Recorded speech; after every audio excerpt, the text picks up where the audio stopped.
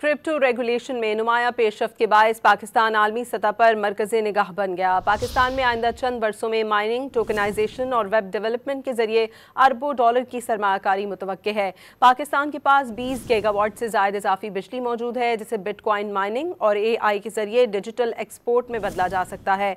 Pakistan virtual असासजात regulatory authority के chairman Bilal बिन साकिब ने अबूज़ेबी bitcoin conference में खुसूसी इंटरव्यू में पाकिस्तान का क्रिप्टो विजन वाज़े कर दिया। चेयरमैन बिलाल बिन साकिब ने बावर कराया कि पाकिस्तान बिटकॉइन और डिजिटल असासों को महज सरमायाकारी नहीं बल्कि मुस्तकबिल के मालियाती निज़ाम का बुनियादी सतून तस्वुर करता है। पाकिस्तान डिजिटल मईशत के नए मॉडल की तरफ तेज़ी से बढ़ रहा है।